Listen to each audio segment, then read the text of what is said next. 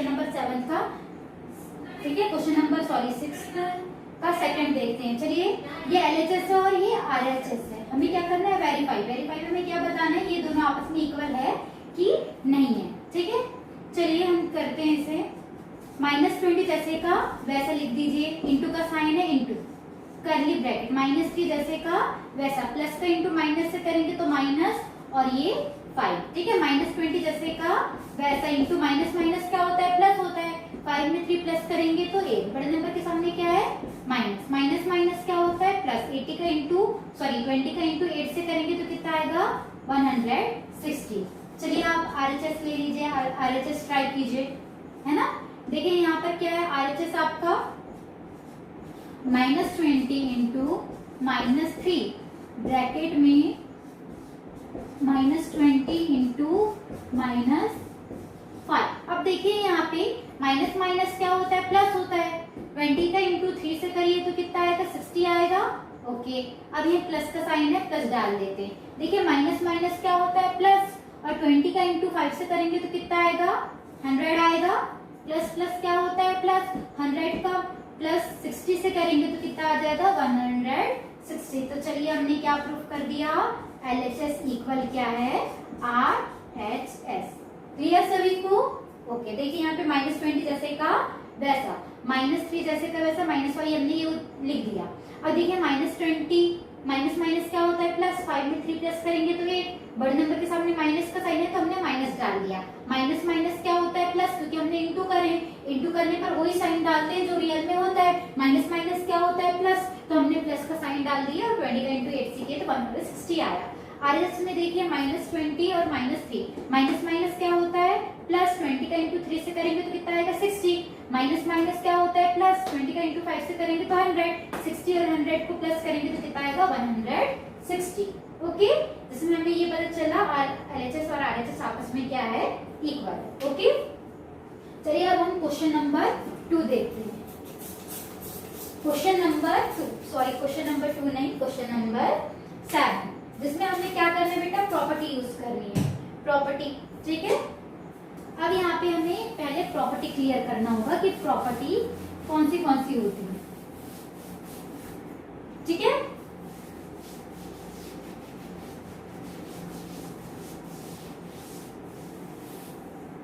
चलिए page number 18 निकालिए। Page number 18, properties of multiplication. क्या लिखा है पेज नंबर 18 में, प्रॉपर्टीज ऑफ मल्टीप्लिकेशन, जिसमें प्रॉपर्टी 1 क्या क्या कह रही है, जिसमें देखो प्रॉपर्टी 1 क्या है, क्लोजर प्रॉपर्टी है ना। कुछ प्रॉपर्टीज देखते हैं जिसमें हम पढ़ेंगे closure property, commutative property, associative property और डिस्ट्रीब्यूटिव लॉ, है ना। यहाँ पे देखिए यही बेटा, यही प्रॉपर्टी के बेस पर आपका जो क्वेश्चन नंबर 7 है वो बनेगा। ओके,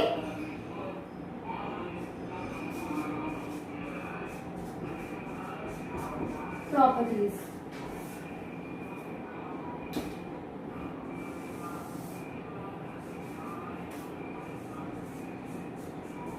सभी ने निकाले प्रॉपर्टीज। पेज नंबर 18 है ना। इसमें देखिए पेज नंबर 18 में हम सबसे पहले क्या देखते हैं, क्लोजर प्रॉपर्टी। क्या देखते हैं, क्लोजर प्रॉपर्टी। क्लोजर प्रॉपर्टी क्या कहलाती है, यहाँ पे देखिए यदि कोई भी 2 इंटीजर है उसका इंटू करोगे तो हमेशा क्या आएगा, इंटीजर ही आएगा, जैसे a इंटू बी, है ना। फॉर एग्जाम्पल हमने एग्जाम्पल देख लीजिए, एग्जाम्पल नंबर 1, यदि कोई इंटीजर है या -3 एक पॉजिटिव में ले लीजिए 4, जब आप इंटू करेंगे, ठीक है, तो माइनस प्लस क्या होता है, माइनस होता है। माइनस प्लस क्या होगा, माइनस होगा। 3 4 से कितना होता है, 12 होता है। 12 होता है। ओके, इंटीजर है, ये भी एक इंटीजर है ना, माइनस प्लस माइनस होता है, सॉरी -12, ये भी एक इंटीजर है। सेकंड ले लेते हैं -2 इंटू -4, ले लिए, ब्रैकेट में डाल दीजिए। माइनस माइनस क्या होता है, प्लस। 2 4 से कितना होता है, 8, तो आपने 8 लिख दीजिए। ये हो गई क्लोजर प्रॉपर्टी। क्लोजर प्रॉपर्टी के बाद हम क्या देखते हैं, कॉम्यूटेटिव प्रॉपर्टी। क्या देखते हैं बेटा, commutative property. Commutative property commutative property में क्या होता है, याद रखिएगा, चाहे a इंटू बी हो या b इंटू ए हो, उसके आंसर आपस में इक्वल होंगे। जैसे a की वैल्यू 3 है, a की वैल्यू क्या है, a के नीचे 3 लिख दीजिए। b की वैल्यू हमने यहाँ पे ले ली है 4, b की वैल्यू क्या ले ली है 4, 3 4 से 12 इक्वल 3 4 से 12, आपस में क्या होगा, इक्वल होगा। ये क्या कहलाती है, कॉम्यूटेटिव प्रॉपर्टी कहलाती है। कौन सी प्रॉपर्टी कहलाती है, कॉम्यूटेटिव प्रॉपर्टी। ओके, अब यहाँ पर देखिए ये प्रॉपर्टी कौन सी है, फर्स्ट प्रॉपर्टी, ये सेकंड प्रॉपर्टी। अब हम देखते हैं थर्ड प्रॉपर्टी। थर्ड प्रॉपर्टी में देखें यहाँ पे थर्ड प्रॉपर्टी क्या कहलाती है, एसोसिएटिव प्रॉपर्टी। ठीक है,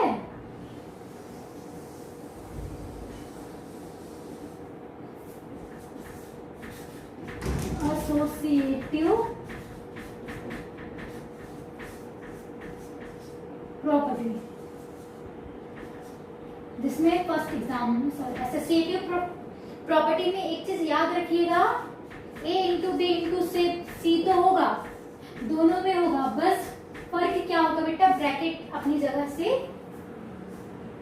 अलग हो जाएंगे। ब्रैकेट इन दोनों में, यहाँ पे इन दोनों में, just for example 3 into 5 into 6, ठीक है, ये ब्रैकेट यहाँ आ जाएगा और ये लिख दीजिए 3 इंटू 5 इंटू 6, ये ब्रैकेट यहाँ आ जाएगा। उसका आंसर आपस में क्या होगा, इक्वल होगा। ओके, चलिए अब क्वेश्चन नंबर हम देखते हैं, क्वेश्चन नंबर नहीं सॉरी, प्रॉपर्टी 4।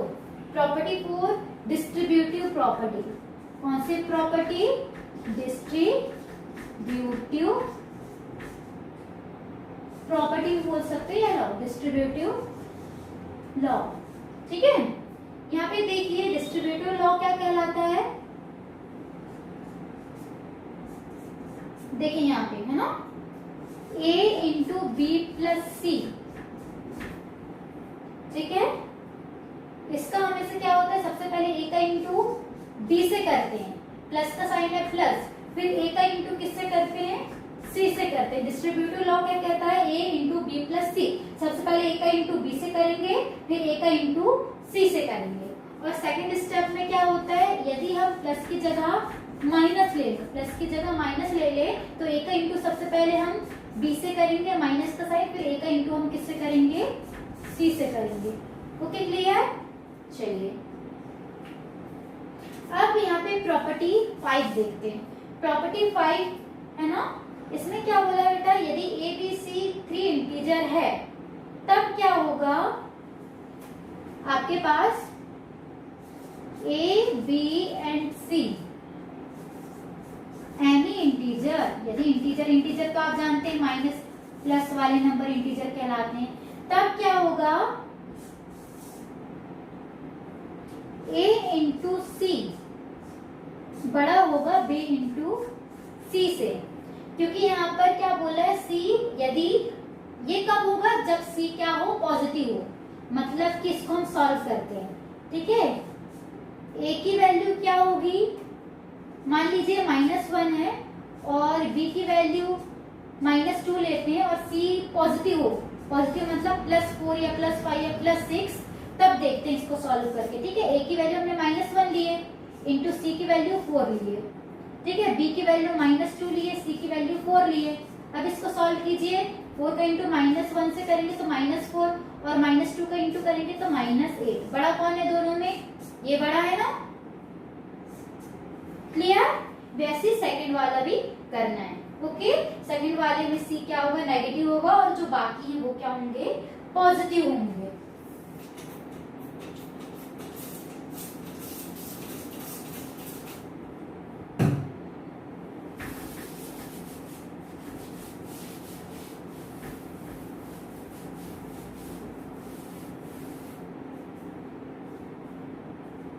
अब देखिए यहाँ पे, यदि आपके पास, ठीक है, a कोई इंटीजर है तब क्या करोगे, याद रखना, a का इंटू 0 से करो या 0 का इंटू a से करो, उसका आंसर हमेशा क्या आएगा, 0 आएगा।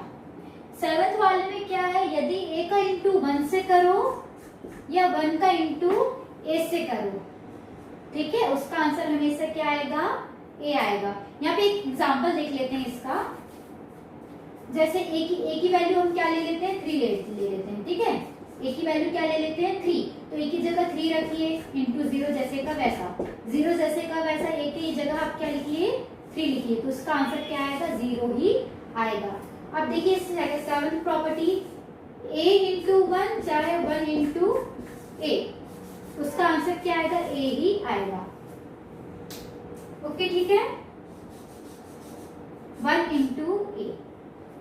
फॉर एग्जाम्पल ले लेते हैं बेटा, यहाँ पे यदि a की वैल्यू 4 आए तब क्या करेंगे, a के नीचे 4 इंटू 1 या 1 इंटू 4, उसका आंसर क्या आएगा, हमेशा 4 आएगा। ओके 1 है, ये a है आपके पास a है। ओके बच्चों ठीक है, 8th वाली प्रॉपर्टी देखिए, यदि a का इंटू हम 1 से कर दे या -1 का इंटू ए से कर दे तो उसका आंसर हमेशा -a आएगा। फॉर एग्जाम्पल ए की वैल्यू हम 5 ले लेते हैं, तब 5 इंटू -1 या -1 इंटू 5, उसका आंसर क्या आएगा, हमेशा -5, क्योंकि 5 1 जा 5, माइनस का साइन जैसे का वैसा, 1 का इंटू 5 से करेंगे तो 5, माइनस का साइन जैसे का वैसा, ठीक है।